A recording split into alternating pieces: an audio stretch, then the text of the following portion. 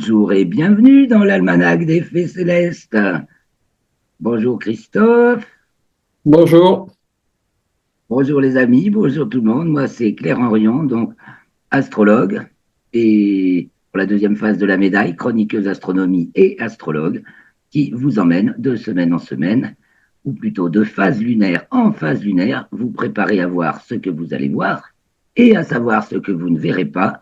Et donc nous allons faire ici les commentaires astrologiques pour la période du 15 au 23 novembre 2024, la troisième phase de la deuxième lune d'automne nord, printemps sud, donc la lune du milieu de saison.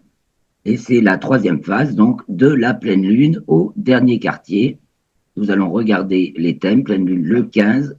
En fait, c'est dans la nuit du 15 au 16, donc, puisque c'est le 15 à 22h30. Donc la nuit, il y aura une belle nuit de pleine lune.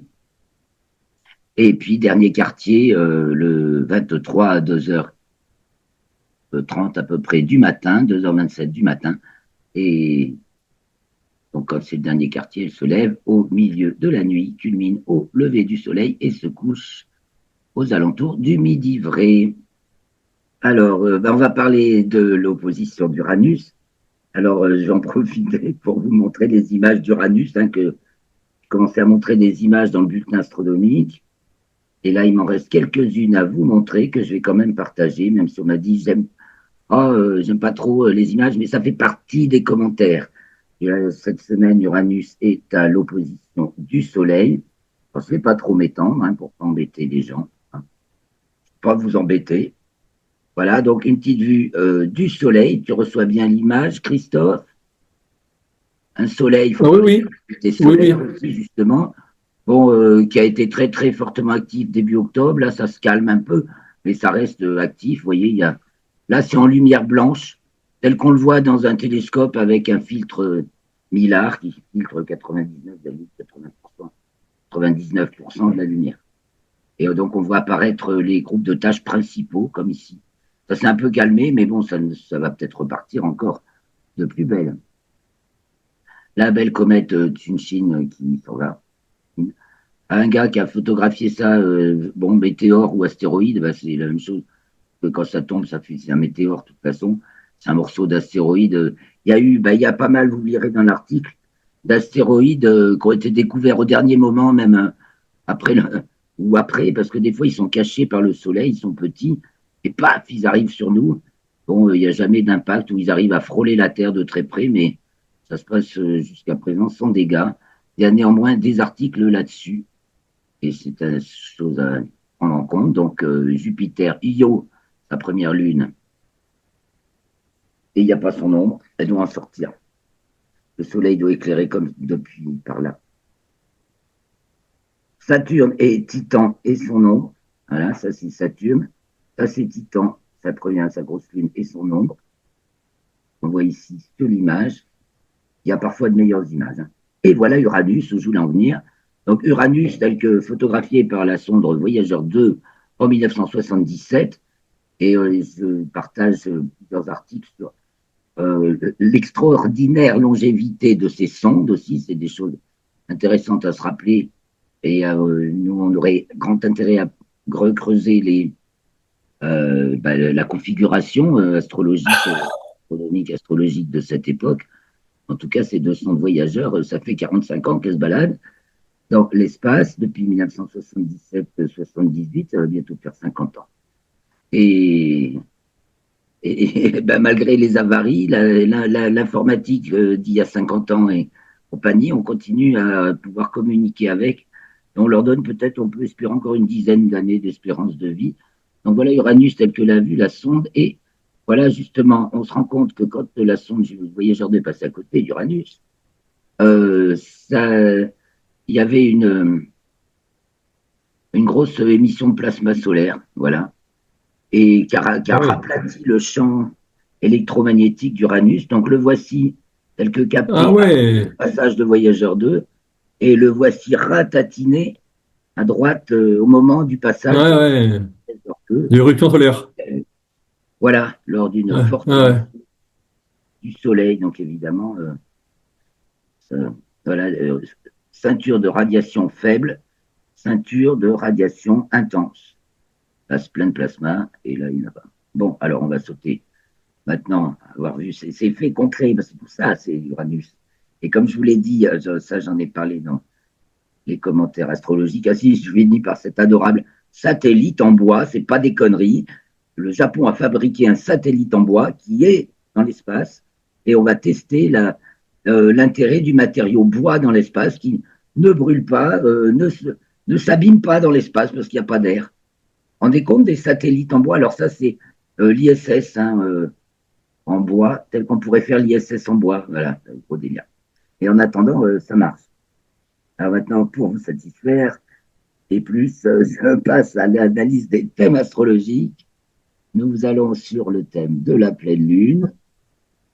Donc, bien entendu, si vous aimez nos vidéos, pas encore très présentables, certes, mais merci de nous encourager. Un pouce, un j'aime, quoi, partage, commentaire, et puis un petit tip si vous pouvez. Ça aide à continuer. Voilà donc la pleine lune. En tout cas, merci de nous suivre malgré nos imperfections. Donc, cette superbe pleine lune voit pour nous Mars en Lion à l'ascendance, top. Donc, la lune conjointe à Uranus, ça c'est pour tout le monde. Et pour nous, c'est en fin de maison 10, donc opposé au Soleil, puisque c'est l'opposition du Soleil-Uranus et que c'est l'opposition de la Lune au Soleil, vu que c'est la pleine lune. Et donc, Soleil fin Scorpion, Lune fin Taureau, fin maison 4, 10. Donc, on change de terrain, on change de décor assez brutalement. On va changer de. Parce que la 4, c'est le champ, c'est notre champ de référence, c'est H-A-M-P, c'est nos repères dans l'espace. Et la 10, c'est nos repères dans la société, qui c'est qui fait valeur. Et là, ça change très vite. Et fondamentalement, radicalement, hein, le sens taureau-scorpion, c'est vraiment on est dans l'axe où on tord haut, soleil tord haut, son âme intarissable du profond scorpion. Et donc, c'est détendu par Neptune, donc beaucoup, et puis Neptune, sommet d'un petit triangle avec Uranus et Pluton. Donc, on est beaucoup dans la spiritualité, l'exploration de notre intérieur, de notre monde intérieur. Il est certain que toutes les transformations de ce moment, ce sont d'abord des transformations intérieures, des transformations de notre point de vue, de notre façon de considérer les choses. Alors, on voit un trigone, donc ce Mars en Lion, pratiquement à l'ascendant, maison 12, secteur 1. Oh, en local, c'est plutôt wow. Voilà, gardez votre énergie. Hein. Qui est donc trigone à Neptune, donc les phénomènes extraordinaires. Et dans le ciel, en plus c'est en 9, Neptune, bah, ça va pas manquer. Hein. Et puis il y a le Soleil qui fait un beau trigone à Neptune et qui les met en lumière. Et on va là, le trigone, et on va bientôt avoir le Soleil en trigone à Mars. Intéressant, intéressant. Ça veut dire que des phénomènes, alors beaucoup disent on va avoir des ovnis, des phénomènes. Neptune, c'est toujours ceux qui se manifestent et qui n'a pas d'étiquette, qui n'entre pas dans nos références, dans notre cadre de référence, car le Soleil, et la maison 4, d'ailleurs, c'est notre cadre. Hein. Notre cadre, nos références, c'est le Soleil, et ça définit le cadre. Ça me fait toujours penser à la chanson de Hubert Stephen, Soleil, n'est-il pas merveilleux de se sentir piégé? C'est notre matrice naturelle, hein, avec sur son plan, Terre-Soleil, Terre-Soleil, notre matrice naturelle. Et effectivement, le Soleil campe le décor et dicte tout ce qui fait nos jours, nos années, nos saisons et notre existence sur Terre. Alors, on voit là-dedans deux planètes qui sont, trois fonctions qui sont au contraire pas harmoniques du tout. On a vu Neptune vachement bien harmonique en 9, 3. L'élévation spirituelle, ça va. Pour tous ceux qui disent, ça va. En revanche, Jupiter, bonjour l'attention, en 11 en Gémeaux, et opposé Mercure, Sagittaire en 5. Donc le mensonge, mon Dieu. Alors là, c'est à qui tissera les mensonges les plus compliqués pour essayer de sauver la face dans un truc qui s'écroule, un miroir brisé, enfin, un patchwork éclaté. Alors, soit, il y a deux façons de voir Jupiter en Gémeaux, hein, actuellement en rétrograde, donc en train de revenir sur ses bases. Quelque chose se construit avec Jupiter, une nouvelle assemblée diverse, hein, le sens des Gémeaux, multicouleurs, enfin c'est multiple. Les Gémeaux, comme les poissons, c'est des signes multiples, attention, c'est quelque chose à pas négliger. Donc on a plein de...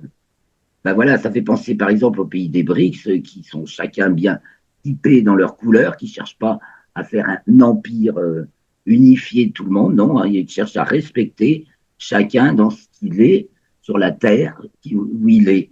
Et forcément, chaque peuple, chaque langue de la planète, elle exprime la géographie du lieu, le caractère de la terre, ça qui est sacré.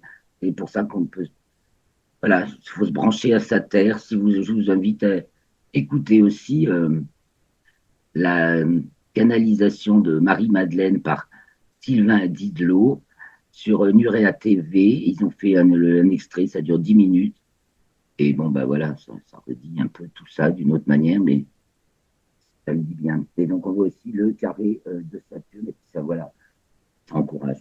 Et comme vous voyez, Neptune est le pôle harmonique de cette carte du ciel de pleine lune, donc cette pleine lune de novembre, cette pleine lune du Castor. Alors on voit aussi, donc il y a deux choses à voir encore. Saturne, pivot tensionnel aussi en poisson, donc tout se déconstruit et rien n'arrive à se construire, ou alors dans l'élévation spirituelle. Voilà, il n'y a que haut les cœurs, haut les âmes, droit dans ses bottes, unifions les trois pouvoirs, comme nous l'avons vu la semaine dernière avec justement, j'ai illustré. Qu'est-ce qui illustre le mieux l'alignement du grand pouvoir que la victoire du trio Trump, Musk, Kennedy, le Soleil, Mars, Pluton. Trump, la casquette, le président, Elon Musk, le martien, on ne peut pas dire mieux, vous ne pouvez pas dire mieux. Et dans l'action en permanence, et c'est erreur, je continue, je revois, c'est hyper dynamique. Et le pouvoir du sorcier, bah, c'est-à-dire du médecin, comme on l'entend dans celui qui soigne, de celui qui a la connaissance véritable pour la santé, bah, c'est Robert Kennedy Jr., donc ce trio magnifique, Soleil, Mars, Pluton, et pour la fonction lunaire qui fait le corps, eh bien, on a les deux chambres qui sont aussi, qui ont été gagnées à la même cause, donc on a un nouveau corps bah, qui paraît sain, voilà, et qui vient,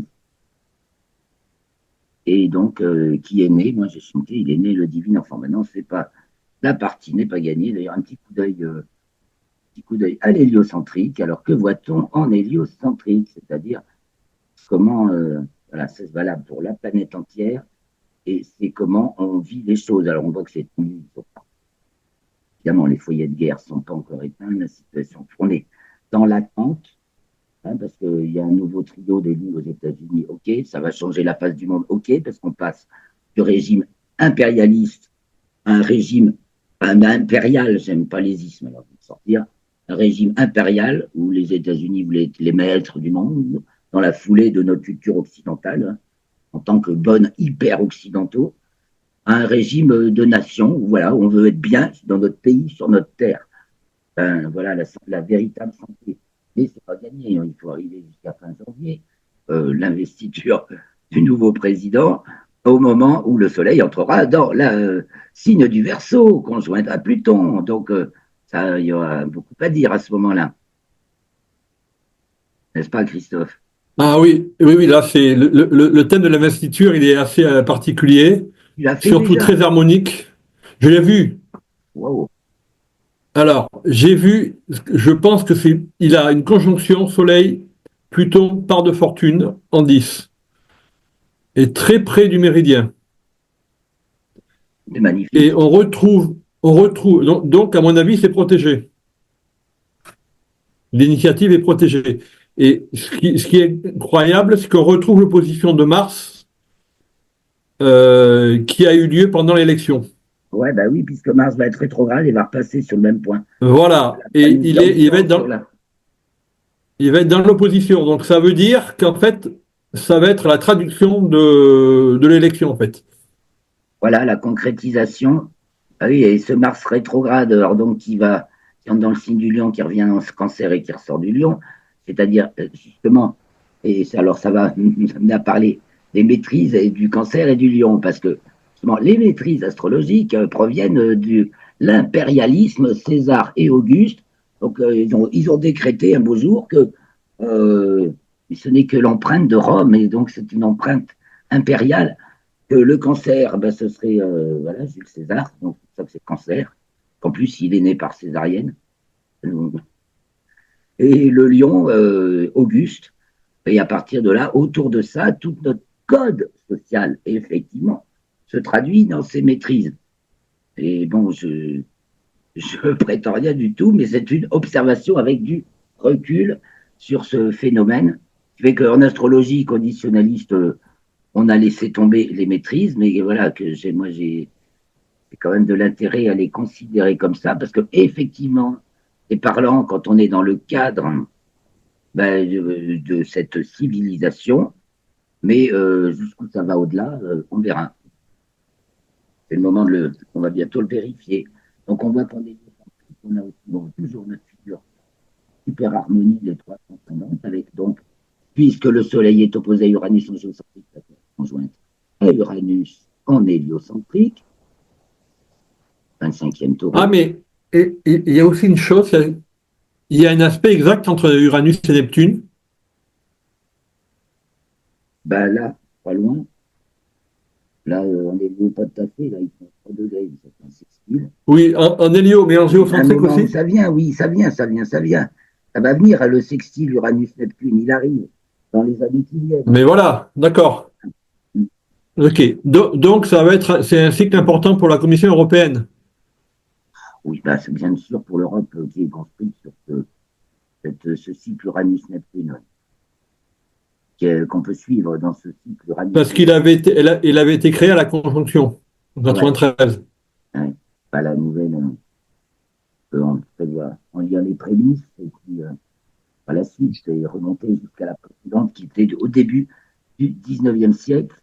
Et la suivante a donc été en 1991, 12, 8, je ne sais plus, entre 88 et 93. De- Hein, 93, l'acte unique, c'est 93. 93, 1er novembre 93.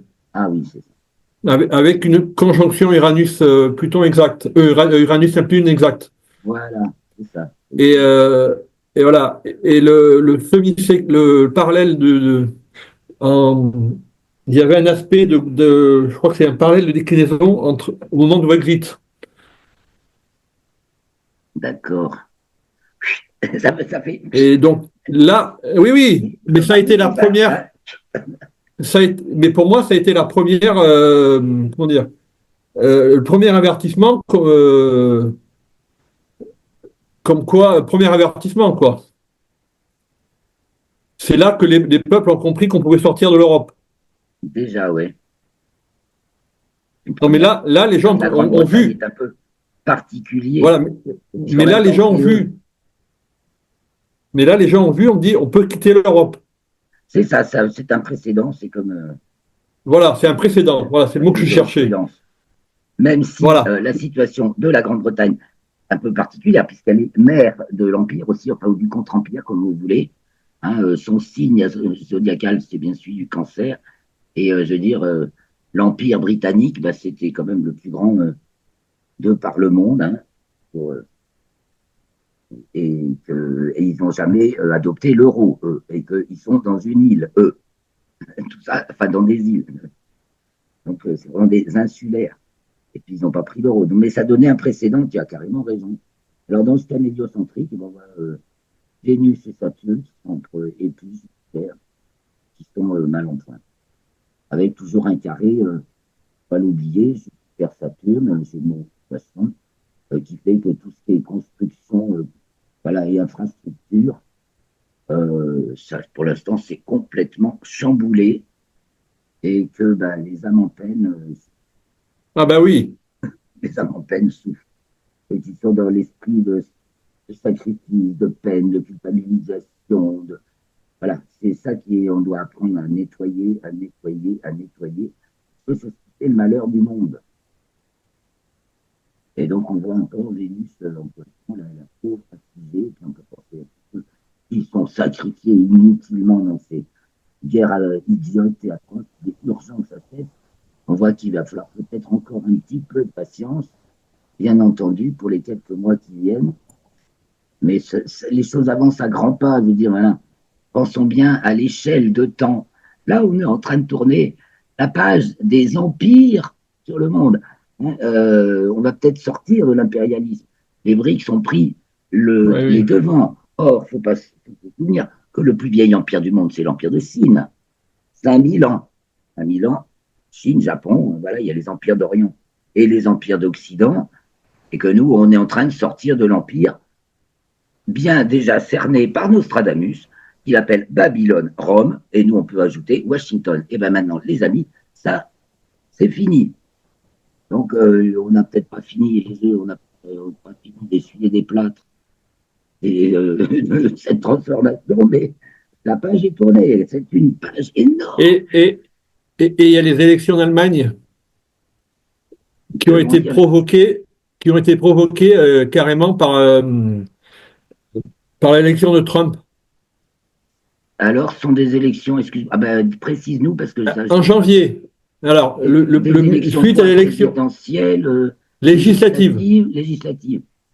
mais elles ont été provoquées par l'élection de Trump, en fait. Ok, et C'est-à-dire que le gouvernement allemand a éclaté parce que le ministre des Finances souverainiste allemand a demandé des élections ça n'a pas plu à Scholz. Et Scholz l'a viré et la coalition gouvernementale a éclaté et du coup il va y avoir des élections en janvier en Allemagne. bon, ben, ça tremble de partout, ça se disloque. C'est Là, on peut ça, parler de c'est dislocation, hein. ça. Et dans ce Jupiter en Gémeaux tout le temps affligé, là, tout le temps tensionnel dans toutes les formes qu'on fait, et que de toute façon tout le temps carré avec Saturne en ce moment, ah là, ça disloque et voilà, pour l'instant, on en est à l'heure de casser les morceaux. On casse les morceaux. Et alors, je regarde un peu aussi, regardez, mais nos quatre thèmes, comme ils sont différents pour un même instant, hein, de cette pleine lune. Le thème géo-équatorial, donc du référentiel objet. Alors là, c'est le point de vue conventionnel, si vous voulez, sur la situation. Là, c'est dramatique. On a une opposition sèche Mars-Pluton, hein, donc qui est déjà bien marqué Pluton côté Verseau et Mars côté Lion. Donc là, c'est exactement. C'est une Mercure qui est dissonant, complètement tensionnel aussi, posé Jupiter, donc la guerre de l'information, ça c'est sûr. La guerre qui tue,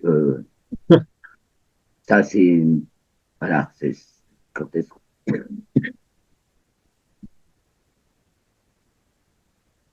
ça, on fait des miettes là, hein. Mars opposé Pluton, tout part en éclat, tout vole en éclat.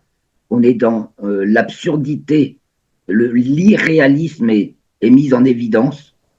Voilà, il y a le côté, voilà, Mars, c'est ben, les deux pieds dans le réel.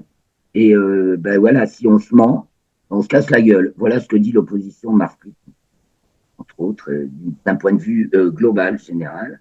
On voit notre Vénus, ben, mentionné, les figures, hein, les stars, tous ceux qui sont des célébrités en prennent plein la gueule. Il vaut mieux se mettre à l'ombre, de demi-carré soleil, mettez-vous à l'ombre.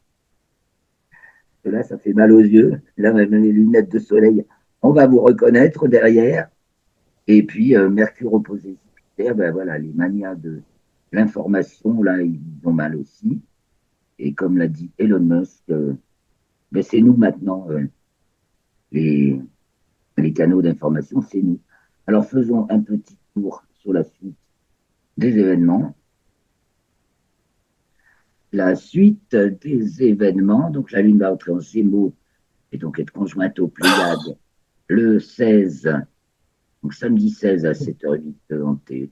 Elle est alors au descendant avec Uranus et donc les Pléiades. Alors, notre pleine lune, pratiquement, notre position lune-soleil avec Uranus, eh bien, c'est très haut là, donc élévation, élévation. Jupiter. Ah, on va avoir. Enfin, attendez, je vais vous dire après. Donc, notre Jupiter en 7 tensionnel, là, ça va être le sujet, là, le gouvernement, non, énormément, là, c'est comme dans la chanson. Mais par contre, ben voilà, il y a vraiment un renversement qui s'opère. Une surprise. On va être face à une surprise. Parce que ça va sortir, ben, il y a tout le mécontentement aussi populaire, et en particulier, on avait parlé des agriculteurs. Et voilà, ils arrivent avec la Lune, là, ça vient Et, concret. il Alonso commence lundi, les Toro, agriculteurs. pardon, Oui, lundi, il commence. lundi, il commence, hein, avec. Après la pleine lune, comme par hasard. Ah, attends, dans ce rentrée du soleil en Gémeaux, de la Lune, pardon, en Gémeaux, tandis que notre soleil n'est pas la fin du scorpion. Et donc, dans ce cas, Je il sais est en pas. ascendant, la Lune au descendant avec Uranus, pour les Pléiades, et Saturne au fond du ciel, très tensionnel, en poisson, des miettes, des débris, euh, carré Mercure. Ça, Mais je crois ça se brise, et le déchirement, la fin, vraiment, le Sagittaire nous parle de la fin, quelque chose. Donc, on va avoir l'entrée du Soleil en Sagittaire, on va avoir le temps de voir ça. La Lune que entre ça, dans le c'est signe quoi? Cancer le 18, donc c'est mardi. Voilà. 18. Et là, les agriculteurs auront Là, commencé. alors là, c'est Mercure-Jupiter sur la ligne d'horizon. Voilà. Mercure à l'ascendant Sagittaire. Les gens viennent de loin, se rassemblent. C'est un peu chaotique, bordélique. Et puis Mercure-Jupiter, effectivement, on entendait parler de gilets jaunes. Ça a toujours illustré les gilets jaunes, le retour des gilets jaunes. Hein, parce que jaune et vert, orange et vert. Voilà, les gilets jaunes. Oui, mais là, on Carbone n'est pas à 200. Paris. Mais on Quoique. a, non, on est chez moi. Ah oui. Quoique si. Alors à Paris, c'est pas sur l'ascendant. Eh Ça ben, pourrait l'être parce que le Sagittaire ne bouge pas beaucoup. bah oui, c'est un signe de longue ascension. À partir du Capricorne, c'est des signes de courte ascension. On peut expliquer ça. C'est que quand le Soleil, enfin la Lune et les planètes, quand ils sont en Sagittaire, Mm. ils vont se lever de plus en plus vers leur sud. Leur course va être de plus en plus petite. Donc d'un jour à l'autre, ou d'une semaine à l'autre, d'un mois à l'autre, ça dépend ce que c'est comme astre, eh bien, ça ne change pas beaucoup. Donc sur l'ascendant, l'ascendant peut passer 3 heures dans le même signe. Et donc Mercure, donc voilà. De toute façon, c'est forcément pas loin de l'ascendant non plus à Paris. Et peut-être qu'on y trouve davantage lune Vénus. Bon, euh, alors notre lune entre en cancer, Vénus est là. Voilà, bon alors je continue quand même. Qu'est-ce qu'on a d'autre de marquant Mars en Lion, en 8, va y avoir de l'aide, une aide héroïque inattendue, des personnages inattendus. On a un cerf-volant là. Donc Ouais. l'opposition Mars-Pluton avec trigone du Soleil à Mars, trigone de Mars à Neptune. Il y a des orbes, mais 26 pour Soleil, 27 Poissons pour Neptune et 4 Lions pour Mars, sachant que Mars va bientôt entamer sa rétrogradation le 6 décembre. Ce qui fait que ça va rester, cette figure, elle va se prolonger. Ça va travailler, ça travaille, ça joue. Comme vous voulez, hein. Sans Léon, mais ça se bat pour gagner. Il va gagner.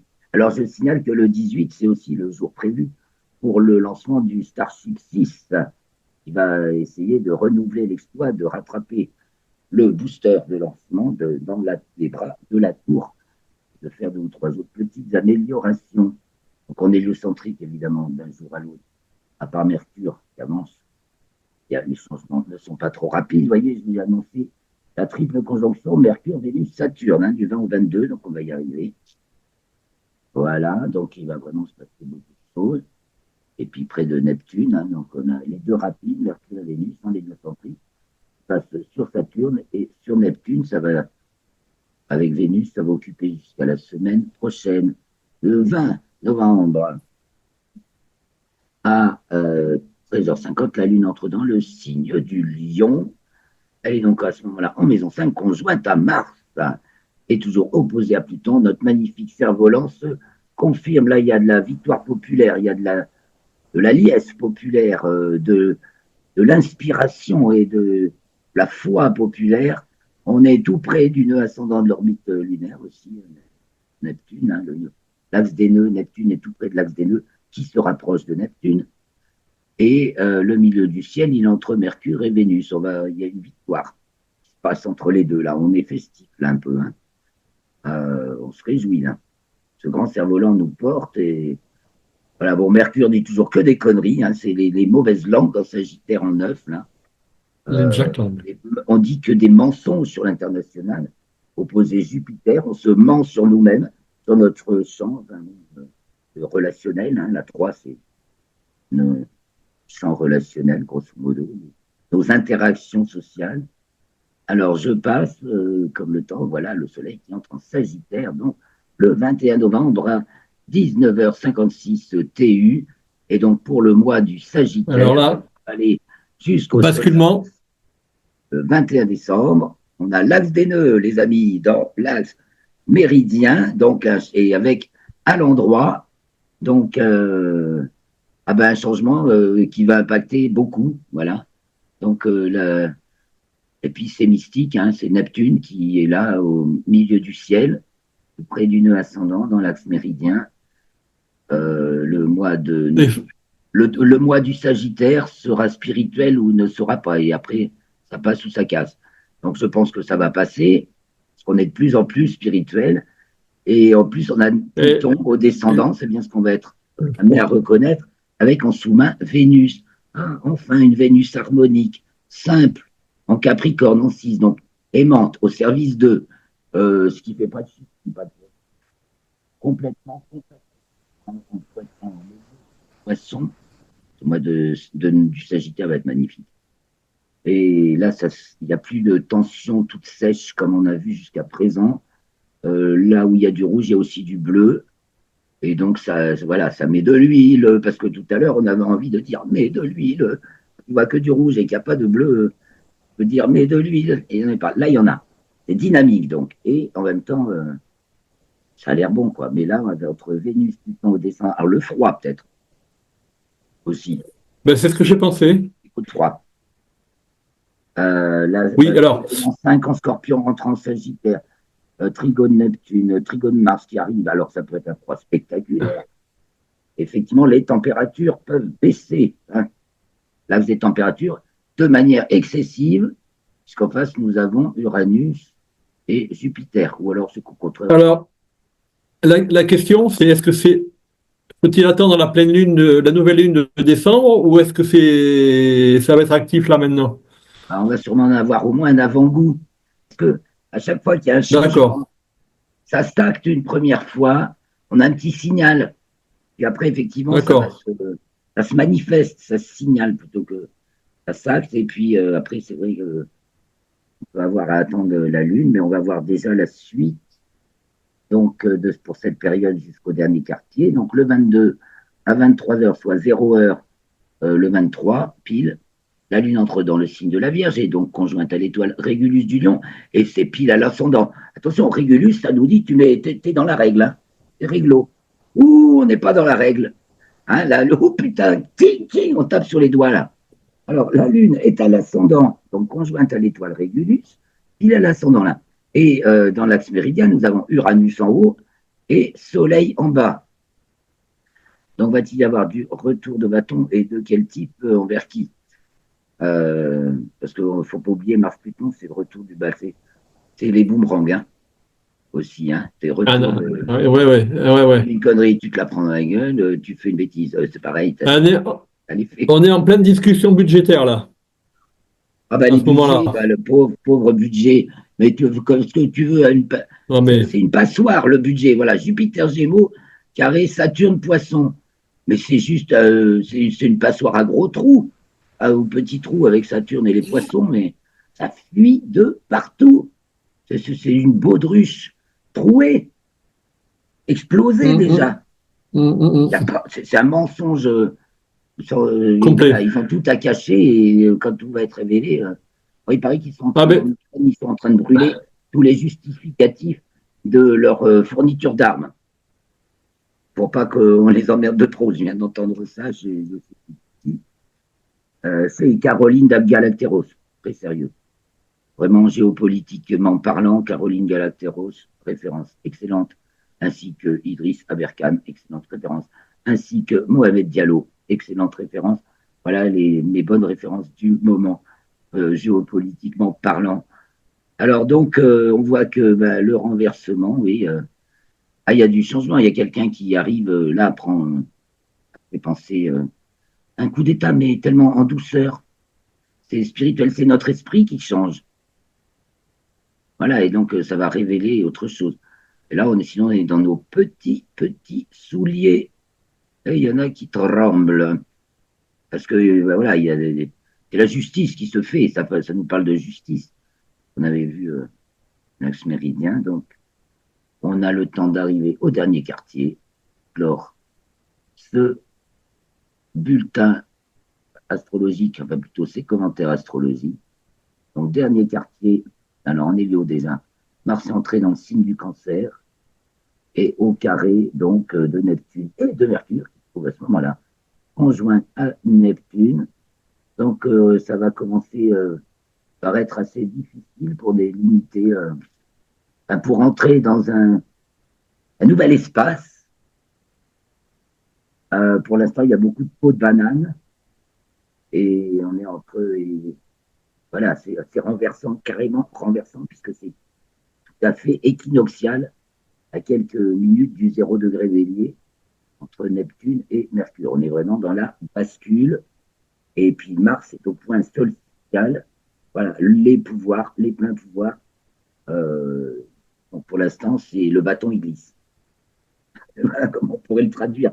Chacun va d'ailleurs pouvoir le traduire dans sa propre vie. Mais on n'est pas loin de le tenir. Et Jupiter en Gémeaux bah, fait toujours son carré à Saturne et à Vénus qui est conjointe à Saturne. Donc c'est mordant.